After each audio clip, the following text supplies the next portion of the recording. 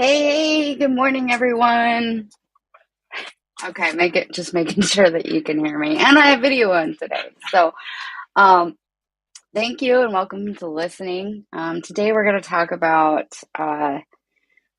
imposter syndrome and all of I know that's such a trendy word. It's almost cringy. I think everyone has a course now or a book or a or something on how to overcome this imposter syndrome. But I want to take a little bit of a different approach in that. Um, and Before we get into that, though, there were a couple things that I wanted to address from last week's episode where we talked about Chat GPT and also breached a little bit of TikTok at that point, actually. So one of the questions that was asked that I just wanted to follow up because I don't want to be someone that's feeding into the whole fake news or incorrect information, right? So there's that. When it comes to Chat GPT, we got into this conversation about copyright and who owns creative material when it's a hybrid work. And in that episode, it was discussed about how the United States Copyright Office does not allow or has, as of right now, anyway, is not providing any kind of uh, hybrid works created human and AI to essentially be eligible for copyright. And one of the questions we had was whether or not voices could receive copyright. And it was one of those things where I would um, honestly think that yeah, it's that's something that you could do. Um, so this is still pretty new in that realm, and I'm not an attorney. I am just a content creator and digital marketer with a social media specialty. And it's this kind of stuff I kind of feel a little bit of an obligation as a professional in the industry to at least be knowledgeable about. But again, not a not an attorney. So with all of that legal stuff out of the way, um, I did find an article from ipwatchdog.com. This is from Ivy Attenborough. I'm sorry, Ivy, if I'm butchering that. In an article dated October 14th of 2020. So it is a little bit older. But as this, she gets right to the point, which I love. And she says, in short, no, a voice cannot be copyrighted. Milder versus Ford Motor Company proclaimed that a voice is as distinctive and personal as a face. The human voice is one of the most palatable ways identity is manifested. The court held that not every instance of commercial usage of another's voice is a violation of law. Specifically, a person whose voice is recognizable and widely known receives protection under the law through the right of publicity as protection and invasion of privacy by appropriation. This protects public figures and celebrities from their identities being misappropriated and potentially misused from commercial gain. The right of Publicity is a celebrity's analog for the common person's right of privacy. Both are protected with different underlying motivations. One is to allow a celebrity alone to capitalize on their fame, and another is to allow a private person to remain private. Um, while Milder did not involve common copyright, the plaintiff asserted her rights to her recognizable voice when used for another's commercial gain. So clearly, there are cases and things are happening. And my experience with the legal world has been limited to family law. So what I do know is that in the creative world, this is a valid concern. But with the law and in the things that I've experienced and gone through, every case is unique and every case is different. So I think it's going to be interesting as AI continues to roll out and evolve what this is actually going to mean for people. Um, it's one of those things where uh, it it we'll have to see. With AI continuing to grow and be more accessible and attainable and useful for people, um, we'll probably see some changes. That's my brief viewing in my crystal ball. The other topic that we talked about briefly was essentially TikTok and creators and some things that are going off there. In an article that was shared by Digiday, on January 18th, 2023. So definitely more current. Um, TikTok has updated their revenue share and their terms and conditions. Essentially, what it's doing is that when a creator is creating content for the platform, they're also giving TikTok permission to be able to use that content and not necessarily uh, being forced to pay royalties to said creator if the content performs. And so that's something that is drawing some concern, especially for people that, TikTok um, is a main revenue stream or is the only revenue stream. So it's definitely something that uh, digital content creators are always talking about, um, and trying to figure out, okay, what exactly, what are my rights with this, and how can I have ownership with it, and things like that. So that's I just wanted to loop back real quick before we got into today's discussion, and just kind of share that for anyone who's listening to this episode afterwards. If you're wanting to know more about GPT and potentially some ways that digital creators and social media managers, digital marketers are looking at this technology, um, I am doing a LinkedIn audio on this Friday, January 27th at 4 p.m. Central Time, with another colleague of mine. And so if you're interested in that, you can actually click the link in my bio here on Fireside. Where that'll take you to all the social medias as I continue to go ahead and move forward with getting all of my websites and things like that set up. But that is happening on that platform. So um, to get into today's topic, so don't let your social media feed into your imposter syndrome, your insecurities, your self doubt, things like that.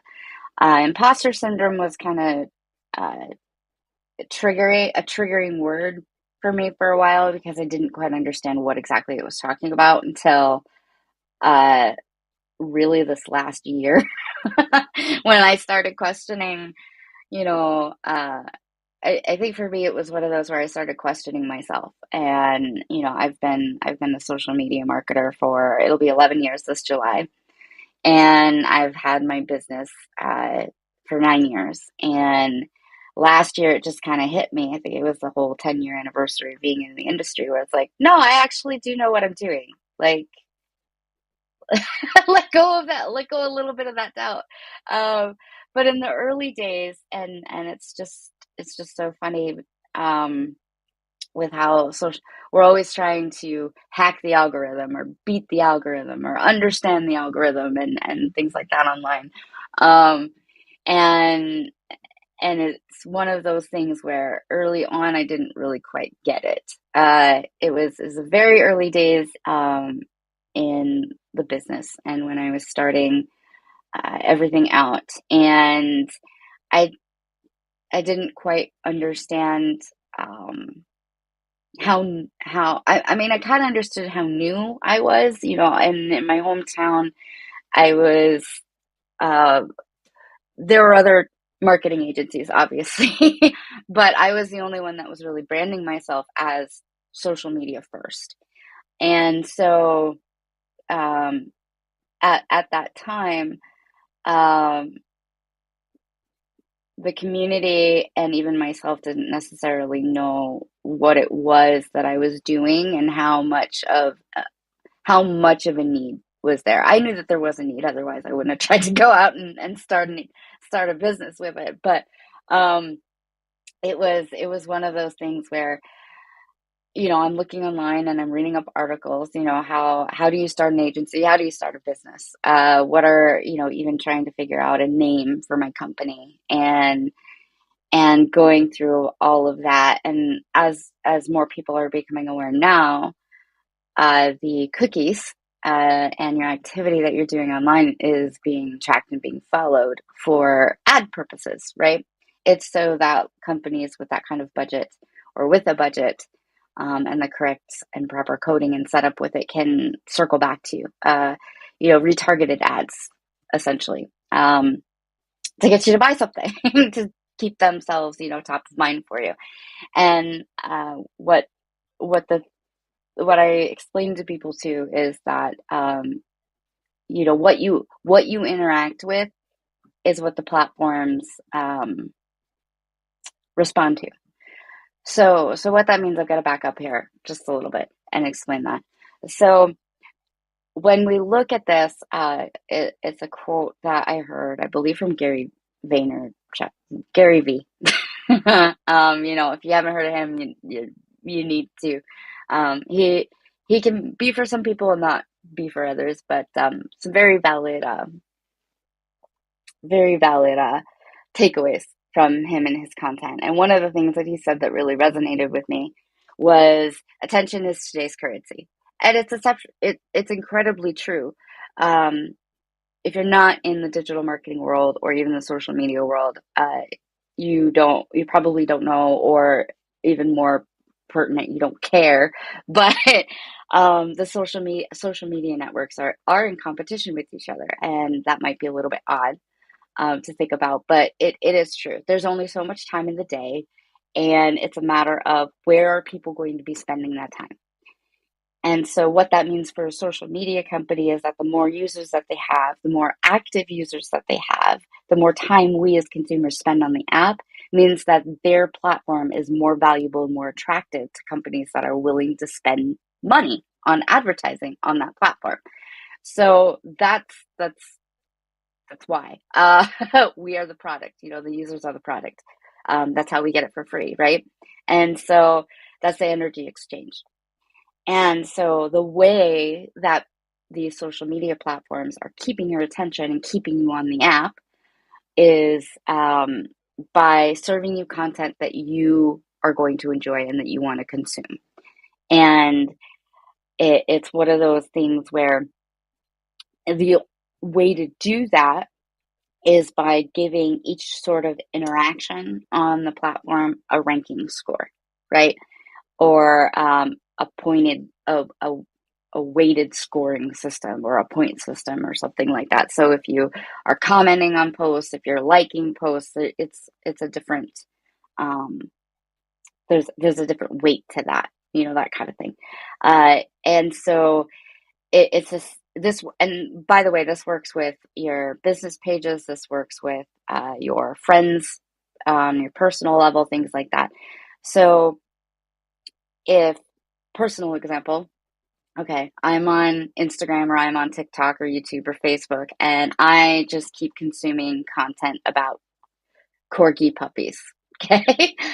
The social media platform looks at that as, oh, hey, this is how we keep Ashley on our platform. So that way she's spending more time here. So she's going to see ads more often.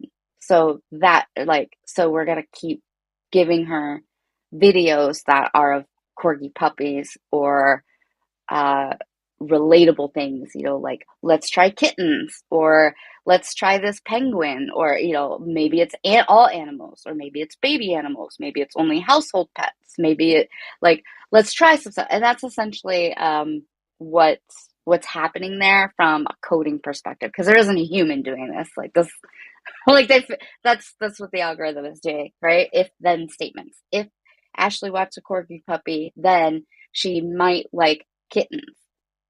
And if her view time is longer than 5 seconds, keep feeding her kittens and corgi puppies, right? Like that's that's kind of the basic thought process behind it. And so I do have a point, I promise. So in the early days of my business, as I was doing all of this searching and kind of exploring and figuring stuff out for myself, it was a matter of I was I was being served all of these ads and all of this content of Rachel Peterson. She's the queen of social media, which that I have a whole another story about her. Not a bad one, not a bad one. I just want to I just want to say that, but and I haven't met the woman before, but it's a personal journey with that iteration. But um, and I kept getting all the services, like get your social media done for $99 a month, or you can have your social media managed and all of your content created for only an intro offer of $20. And as a single parent at the time, going through some things, as a young parent as well, and a divorcee. It was one of those things where it it was really discouraging to see all of that pop up, because I was either going to work myself into the ground taking on clients for $20 a month, or I wasn't going to make enough to make a living. And so it got into my head, um, is is really what that did. And then one day I just had this epiphany of everything you have for tracking and cookies and interacting, and the more that you click on these social media programs or social media courses or coaches or competitor agencies and things like that, I'm like, Ashley, you're just gonna get more of that. That's how the system works. And so I really wanted to share that with people that might not understand that that's the dynamic and that's how the platforms are operating. So on a more personal level, it's one of those things in those situations where if your Facebook feed or your Instagram or your TikTok is continuously delivering you certain kinds of content, and you find that you're stressed being you're stressed when you're offline because of something that you saw online, um, the algorithm is feeding that to you based upon your previous interactions. So I think one of the best things you can do for emotional health, mental health, or even just getting through the day is not only being aware of that, but you know, mute um, someone that is going through a time in their life where there's just a lot of negativity, and you don't want that to bleed into you. Not saying you can't be supportive, not saying that you can't like be a friend, right? But I think that we all have some of those people. I know I do, where if you were to unfriend them or unfollow them or disconnect from them on LinkedIn or whatever it is, it would probably create some more drama than if you were to just keep the friend status on Facebook. So unfollow them. Uh, that's an option. You can on Facebook, you can snooze people for 30 days and then let them come back into your feed. You can go ahead and mute them on Instagram. You can tell these social media platforms in the app and on the web site version, the desktop versions, that you you need to break from that account, that personal individual. And I really encourage people to go ahead and use those tools that are available, um, because as code, as technology, there isn't a sense of good, bad, positive, negative, right? Um, it's just code. And as humans, that good, bad, positive, negative can fluctuate, not just day to day, but hour by hour, you know? Um, and so it's one of those, by understanding how the system works, understanding how the technology works, you can create a better experience for yourself. And sometimes, and I do this too, and I encourage it. And as someone who has built an income and a business based on social media, like it might not be wise advice for the business aspect, I guess, but I'm going to tell you, as another human being, unplug, because there are days when I need that. And I love technology and I love my job and I love being online and I love what I do for my clients. But um, it and technology and social media has brought people together, but it's a matter of how are you using the tool. And if it's not, if what you're seeing online is so negative that you're like, I just can't, um, take a break, or filter your feed.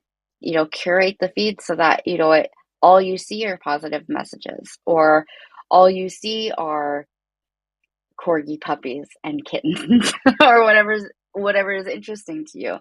Um, and understanding that that experience is not only customized to you, as an individual, but also to many of the other platforms. I kind of got into a rabbit hole of Miley Cyrus's "Flowers" song dropped on January 12th, January 13th. And so I kind of got into this whole spiral of, it turned into interviews with Miley Cyrus, and then interviews with Taylor Swift, and then Selena Gomez, and then like it just kind of went into that, guilty pleasure of, watching these celebrities and these women in the music industry and stuff like that. But so now, because I've done that, I also know that on YouTube, I also know that the YouTube algorithm, that's what they're going to feed me. So my regular scheduled programming, which is actually a lot of Minecraft, uh, um, isn't isn't going to bubble up to the surface again until I start consuming that content more, right? So I just really wanted to share that, um, because I think there's a lot of people that don't understand how they can be more empowered online and with their social media. I think that is something that it isn't people just aren't necessarily aware of. And that's one of those things where, I kind of joke about it with my colleagues or with fellow coaches and consultants or business owners that have all of their funnels and things like that. Because I do. Um, I am one of those people that I appreciate ads that are going and content being served to me that is relevant to to a solution that I'm trying to find. I know I like that. Like there was I'm into this fitness thing now, right now, nutrition and fitness thing, and there was a new bodysuit that measures your body composition or tracks your body composition when you put it on. And the tech side of me is really interested in that. And because of what I'm doing with, on this whole health expedition I'm on, it aligns and it fits. And without me having those options on of being like, yeah, sure, tell me more about stuff that I'm browsing about on the internet, I wouldn't have seen that. Um, so that I'm one of those people that's like, yeah, give it to me. But it's often a joke. Like I'll go, someone will tell me about a mastermind program or a coach or someone that they're working with, and I'm like, yeah, sure, I'll enter the funnel. Because I know when I visit that website, I'm gonna see their Facebook ads popping up now, or their Instagram ads coming up if they have Instagram ads. And I know that if I give them my contact information, I'm going to start getting nurturing emails, emails sent to me to remind me about the program or the course or the webinar or whatever's going on, or even just a hi, welcome, thank you, kind of thing. And so that's kind of been the joke of, yeah, yeah, give me the website, I'll enter the funnel. So, um, it's just, I think it's just very important, especially with, I've got 3 kids. Um, I call them kids. They're all the youngest is 16 and the eldest will be 21 in a couple months. And it's one of those where they've grown up with social media. They've grown up with this technology. It's very different than when, I was graduating high school and YouTube launched and we learned about it as well kids, I guess, but also it wasn't part of our initial development or socialization growing up. And so I think it's important to also stress to them like you can actually do something about this. Um, and even, people like my parents that are in their 60s, mid to late 60s, and they're trying to figure out they want to be on social media because that's where their kids are and that's where the kids are posting about their grandkids. Like, my 87-year-old grandmother has a Facebook account. She doesn't quite understand how to operate it. But she's on there because she wants to see now her great, some of her great great grandchildren. Because their parents are posting online. And it's one of those things where with anything, if you understand how it works, then it's taken less personally, but you can create a personalized experience. And I believe that applies with a whole lot in this world. Understanding the systems and the processes and things like that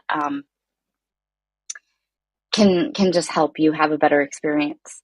Uh, Understand that it's not you, and and a little bit of there's I hope that there's not so much negativity in the world as you might think. So on the other note, I will close with no. I see several posts about this from older generations, actually, about how on Facebook, about how if you want a new Facebook feed, publish this post and then and ask your friends to publish this post too, and then you'll see a whole new Facebook feed. You'll see, because then you won't see the same people over and over and over again. And it's just one of those where I like everything. What we're doing on social media is no different than what we're doing in the real world. And so if there's people that you notice that you're not seeing in your feed, go visit their profile. If they've been posting and they've been active on it and you're just not seeing their content, start liking some photos, start commenting on their posts. They'll come back to your feed. Or the interaction that actually has a significant amount of weight to it is private messaging chats, any kind of interaction along those lines. So because at that point, when someone's in your DMs, right, the algorithm takes that as a very weighted or important interaction because you're now communicating with that person. So it's one of those things where it's like, send them a Facebook message. They're gonna pop right back up. So that is my message for this week. Thank you so much for listening. If you give this exercise a try, I'd love to hear about what this experience was like for you, if it worked, what you thought. And if you have any questions, please find me on social media. and we'll talk to you next time. Thanks, guys.